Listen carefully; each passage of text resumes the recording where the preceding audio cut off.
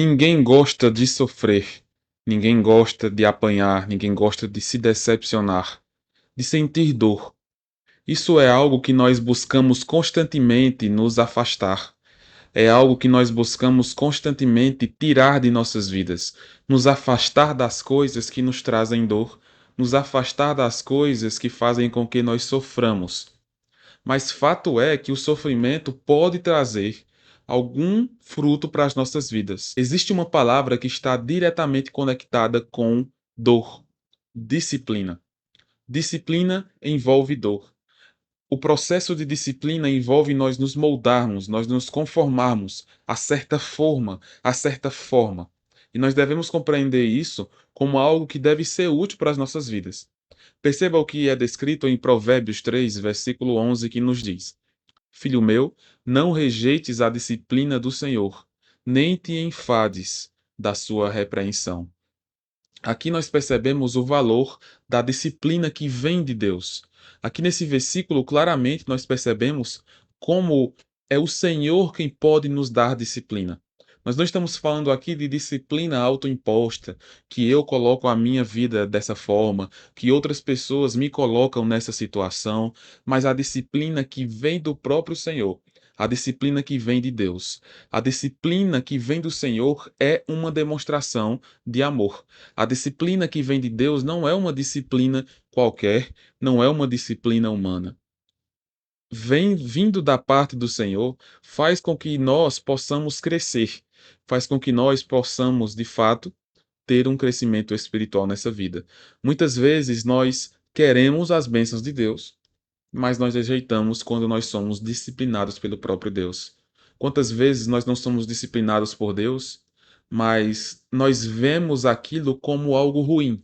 Nós muitas vezes murmuramos por causa da disciplina. Nós muitas vezes apontamos a Deus, mas não como aquele que está nos dando uma bênção em forma de disciplina, mas o contrário, como se ele fosse o culpado, como se ele fosse o agressor em nossas vidas. Lembre-se, a disciplina ela nos molda. Nós somos moldados através da repreensão. A Bíblia deixa claro quando diz em Gálatas que nós devemos nos exortar mutuamente. A vida cristã envolve essa disciplina, essa correção, essa repreensão. A própria palavra de Deus é útil para isso: ensino, correção, repreensão e educação na justiça. Nós devemos compreender que nossas vidas devem, de fato, serem guiadas desta maneira, tendo em mente a visão correta da disciplina do Senhor. É dito em Hebreus 12:6, pelo próprio Senhor, qual é o pai que, amando o seu filho, ele não vai discipliná-lo.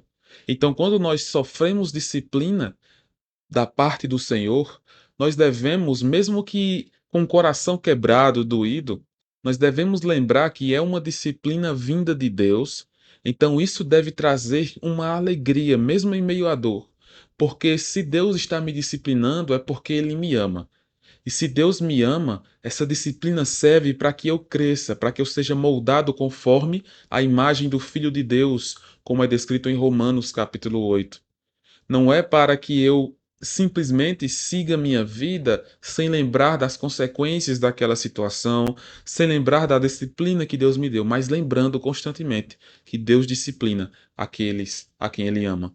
A disciplina ela vai nos livrar do erro, ela vai nos livrar de pecados, ela vai nos trazer santidade. Assim, de fato, nós devemos ter uma vida. Um homem sem disciplina, ele se perde nos seus próprios caminhos. É o que é descrito, por exemplo, em Provérbios 14:12. O homem sem disciplina, ele vai se perder dos seus próprios caminhos. Então, nós somos muito fracos e maleáveis. Nós colocamos métricas em nossas vidas de ler a Bíblia em um ano, mas não chegamos nem ao primeiro mês e nós já terminamos, porque chegamos em textos que nós achamos maçantes, porque nós não temos o costume de ler. E o processo é dolorido justamente por causa disso. E nós deixamos a Bíblia de lado. Nós colocamos metas de oração, mas logo bate o sono, o enfado, o cansaço. E nós esquecemos que isso também é disciplina. Existe um livro excelente de Donald S. Whitney que fala justamente sobre as disciplinas espirituais e que a vida cristã é vivida assim. Porque, como é descrito por Paulo para Timóteo, dizendo para ele se exercitar fielmente, pessoalmente, na piedade. Então envolve uma disciplina, exercício envolve constância. Não é uma coisa que é simplesmente quando você tem vontade e aí você faz. Não, envolve a sua vida, envolve você dia após dia fazer aquilo. Então, sem disciplina, nós iríamos andar conforme os nossos próprios caminhos, nós estaríamos perdidos. Por isso que Deus nos disciplina, por isso que Deus nos dá lições.